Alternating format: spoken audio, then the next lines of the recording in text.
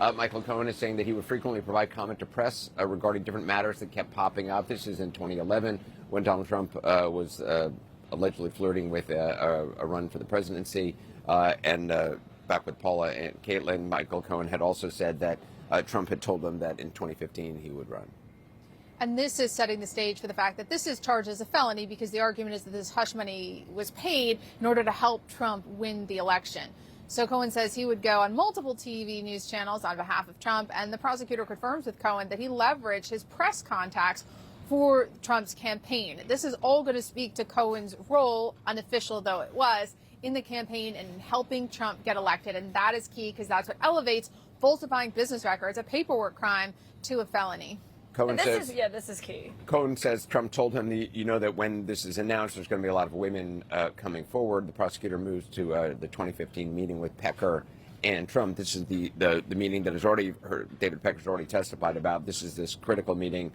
David Pecker, Donald Trump, talking about this scheme, sort of this catch and kill scheme. Although Pecker said they didn't use that term. Yes, ma'am, Cohen says when asked about whether they met in 2015. But that comment from Michael Cohen that when he did decide to finally run for president and was making that 2015 announcement, that he said to Michael Cohen to be prepared because there would be women coming forward. I mean, it speaks to Trump's involvement in knowing what was going to be coming, what he anticipated, and what he wanted Michael Cohen to do about it. I think that's really important testimony for the jury to hear in the sense of what's coming and the fact that Trump anticipated this, what it looked like when it actually happened, and what Michael Cohen carried out. And so this is the meeting, obviously, just to remind everyone, because it was 16 days ago in this trial that David Pecker testified about this, where he essentially said that Trump and Michael Cohen sought him out to ask him how he could help them with the campaign. Initially, it had been reported the other way around, that Pecker was seeking to see how he could help.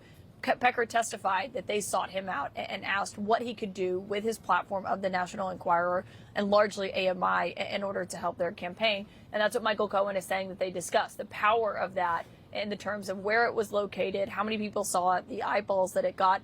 Also, the National Enquirer was something that registered high in Trump's mind because, of course, his brain is often his mindset has been stuck in the 1980s in the sense of what he values, covers, headlines, and what that looks like and how important he believes that is. Cohen said if we can place positive stories about Mr. Trump, that would be beneficial. It wasn't just about sort of keeping an eye about any women coming forward. It was actually putting out positive stories and negative stories about Ted Cruz, about Ben Carson and others. Yeah, anything that he could do to help him get elected and use the platform that he had. And this, prosecutors will argue, is the beginning of the conspiracy that resulted in the Stormy Daniels hush money payment from Cohen and then an effort to cover it up. So this now, they're really getting into the case right now. And Cohen saying if we can place negative stories about some of the other candidates, that would also be beneficial. Hoffinger also asked whether Pecker offered anything else. And Michael Cohen is now testifying to something that's already been corroborated by another witness. I mean, David Pecker had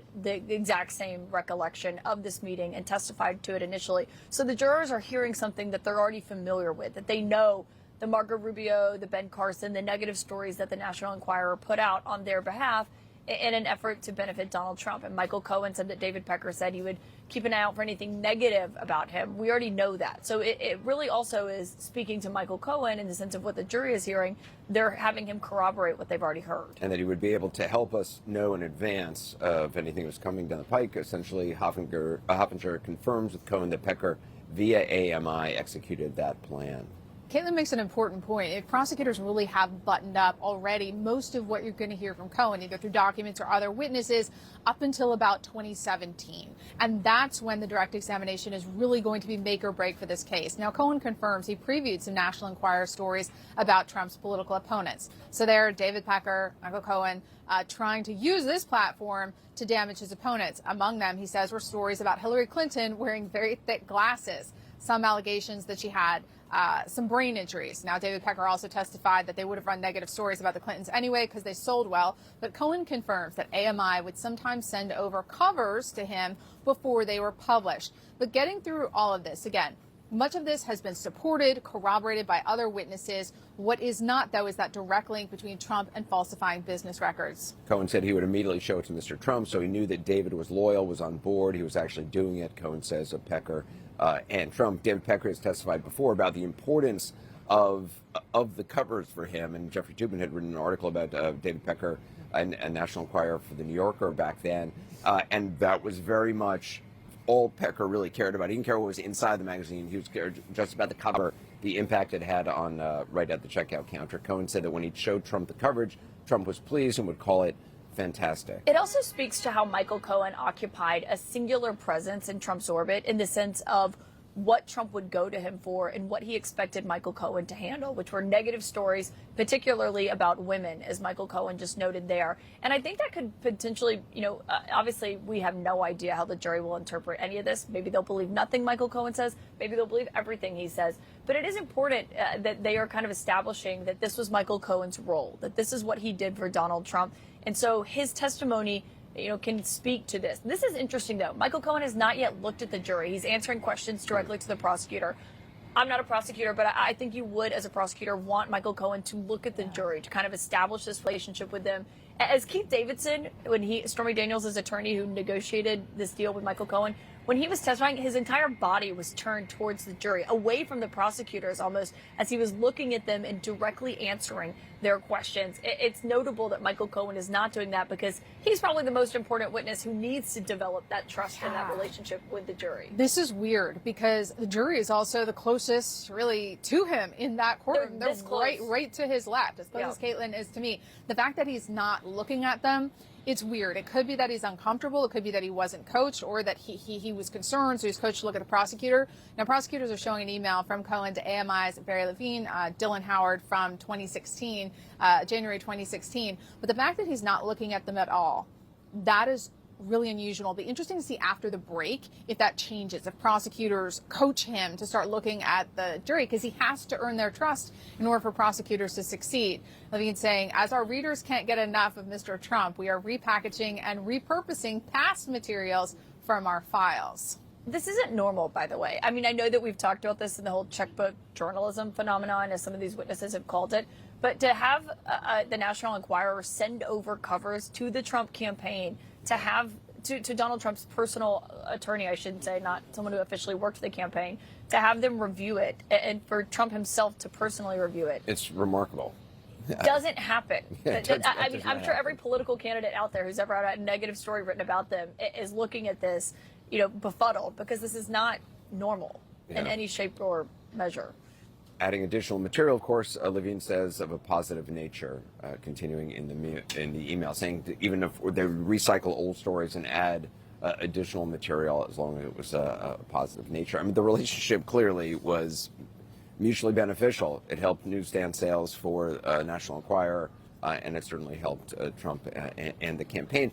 The question is, even if jurors don't like Michael Cohen or think he is doing dirty work and, ethically challenged, the fact that he was so close to Donald Trump and Trump embraced him for this very reason and used him for this very reason, will that rub off on their perception of Donald Trump?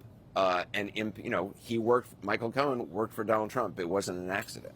Yeah. Prosecution is moving through Cohen's testimony slowly, methodically. That might build some empathy for him, perhaps. But remember, eventually Trump spurns him, and then Cohen turns on him, and for 6 or 7 years makes his entire identity attacking the defendant. I think that is the thing that prosecutors need to get around. Why should we trust someone who, again, names their book Revenge? How do we believe that they're not a liar out for revenge against the defendant? The other interesting thing, now they're moving on to the Trump Tower doorman story, which was false, but AMI still paid, I believe it was $30,000 to capture that story. So the doorman, who had enormous penalties if he did say it to someone else, I think millions of dollars, they're moving on to basically the pattern here. The other thing, though, that as they're slowly and methodically going through this, I mean, they want the jury to hear every detail from Michael Cohen himself that was corroborated by others.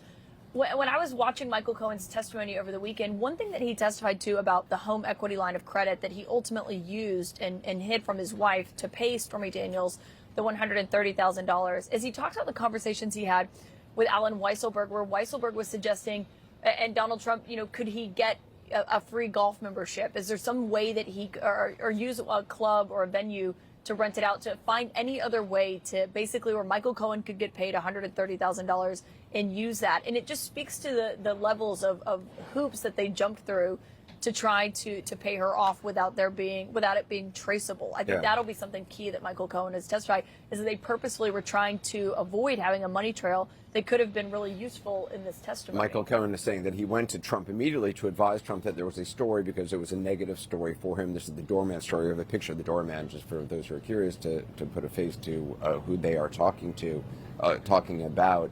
But again, this is a story that turned out to be false about a child born out of wedlock. That's the doorman there. He was paid off But also some $30,000. He told me to make sure that the story doesn't get out. You handle it, Trump says Trump told him. The false story got $30,000. Look at what Karen McDougal and Stormy Daniels got. They got much higher six-figure amounts, which also speaks to what they were willing to pay and how they viewed these stories and whether or not they were truthful.